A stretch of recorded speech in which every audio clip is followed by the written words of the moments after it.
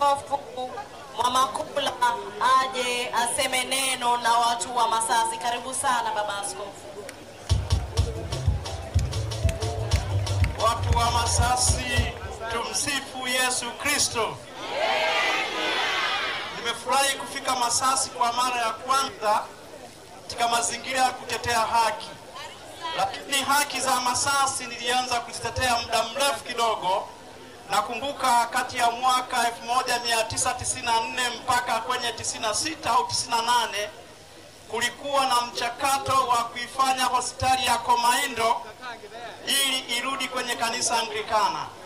Nakumbuka baba askofu Mwachiko wa Anglikana wakati ule alikuwa anafika sana katika ofisi zetu mimi nikiwa kijana mdogo. Kwa najua minute na mambo yale ya Mkomaindo. Sijui kama Mkomaindo inaendeleaje. Ipo. Basi nashukuru kwamba nilikuwa nikiwa kijana mdogo nikiwa sehemu ya kuitetea Masasi na hospitali ya Komaindo. Sasa katika taifa ambalo limenyanyaswa sana duniani katika vipindi mbalimbali, taifa la Israeli, kwa wale wa Kristo mnaelewa, lilinyanyaswa katika utumwa, likakombolewa, likaingia kwenye utumwa na kukombolewa. Lakini miaka 700 kabla ya kuzaliwa Yesu Kristo waliingia tena kwenye utumwa wa hali ya juu sana chini ya Babeli. Ndipo kulikuwa na viongozi wa dini wa wakati ule, wote walikosa ujasiri wa kuitetea jamii yao. Alikuwepo mtu mmoja, nabii mmoja, alikuwa anaitwa Yeremia. Alikuwa ni mdogo kwa umbo, lakini pia katika ukoo hakuwa na nasaba nzuri. Watu walimdharau. Ndipo neno la Mungu likamjia nabii Yeremia na kumwambia, Yeremia, usiseme kwamba mimi ni mdogo, kwa maana nimekuinua ili ukabomoe, ili ukaangushe, ukateketeze kabisa mifumo ya ukandamizaji, kusudi uweze kujenga, uweze kustawisha na kuimarisha mifumo ya haki. Unaweza ukayasoma haya katika kitabu cha Yeremia sura ya 1 mstari wa 10. Lakini miaka ya baadaye katika nchi ya El Salvador uliinuka utawala wa kidikteta. Askofu wa kanisa Katoliki alikuwa anaitwa Askofu Francisco, Askofu Romero, alikuwa anaitwa Askofu Oscar Romero. Akiwa katika mji wa San Salvador alipigwa risasi akiwa mimbarini, akiwa anahubiri na kuwatetea watu wa El Salvador. Baada ya damu yake kumwagika pale madhabahuni, nchi ya El Salvador ikakombolewa, ikawa huru tena. Katika nchi ya Afrika Kusini ubaguzi wa rangi uliinuka baada ya ile nchi kupata uhuru kutoka nchi ya Uingereza. Watu wote walinyanyaswa na kuwekwa ndani na kufungwa kwa miaka kadhaa. Akina Nelson Mandela wote wale walifungwa jela pamoja na kina Walter Sisulu. Akina Steve Biko walikuwa wanauawa. Kule Soweto kulikuwa na mauaji ya Soweto. Ndipo hapo Askofu Mkuu Desmond Tutu alipoamka na kusimama pamoja na watu wa Afrika Kusini akiwatetea watu wa Afrika.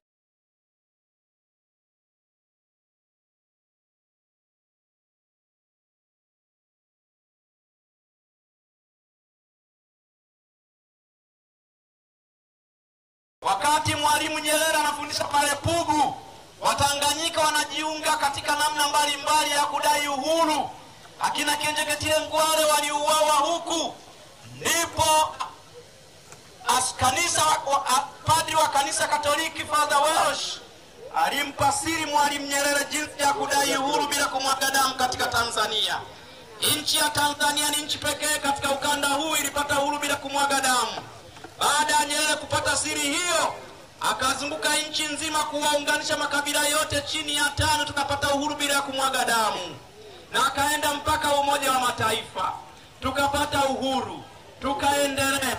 Katika miaka ya hivi karibuni kuna mambo yameinuka katika nchi yetu.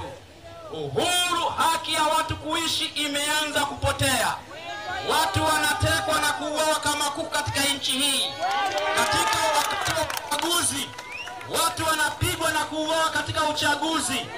Na mwaka jana watu waliuawa katika uchaguzi wa serikali za mitaa. Sisi wachungaji wetu ndio wanaoenda kuzika watu waliouawa. Watoto yatima inakuwa mzigo kwa kanisa. Wanawake wajane inakuwa ni mzigo kwa kanisa. Na sisi hatuwezi kuwa wanafiki tukasema mambo yako sawa, kuna amani wakati watu wanauawa.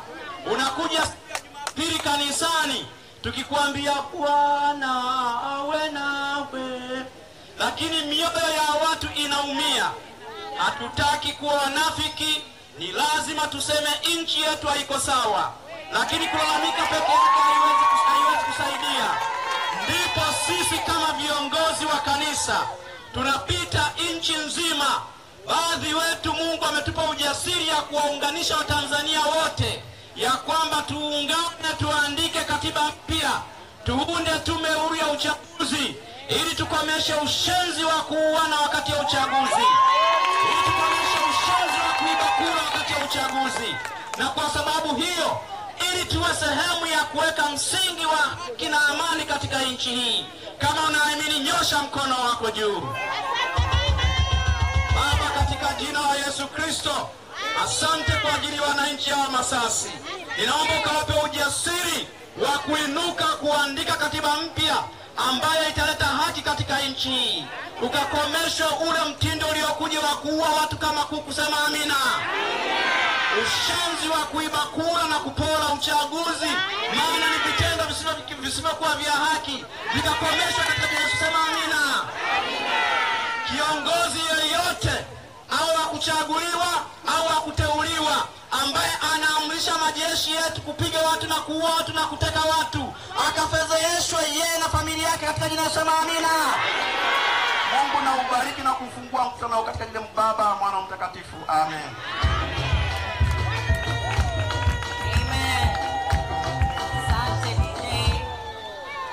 Sasa naomba nimlete mbunge wa bunge la wananchi wa Masasi, Mheshimiwa Machuma. Karibu sana uongee.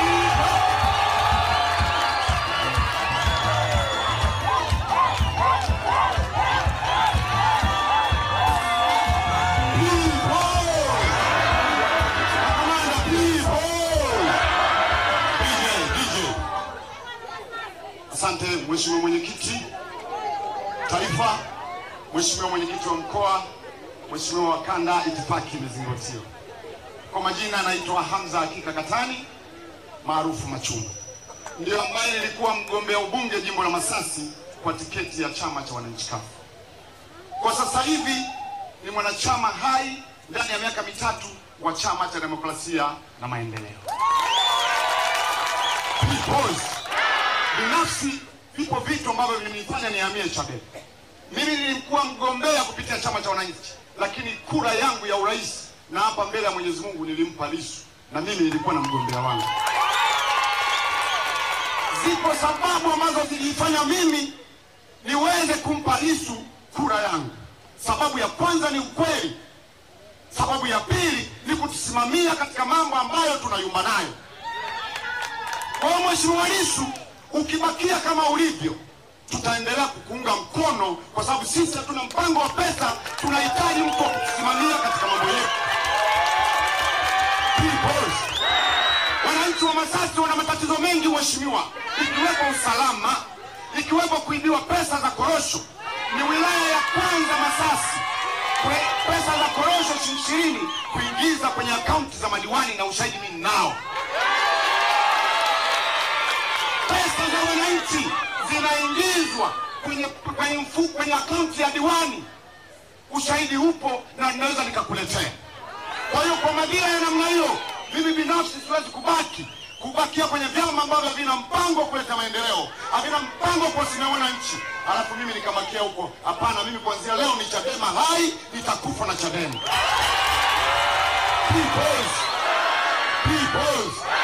Kwa hiyo viongozi, mimi na wana Masasi niko tayari kuungana katika mfumo ambao chama umekiweka. Mimi ni mjumbe wa mkutano mkuu Chadema. Maamuzi yaliyofanywa Chadema, mimi ni mmoja wapo ambao nimepiga tiki na kuamua maamuzi haya ya kutoingia kwenye uchaguzi mpaka tufanye marekebisho. Mimi mmoja wapo. Na yalinisukuma maamuzi haya zipo sababu nyingi. Leo hii ni chaguzi ya 3.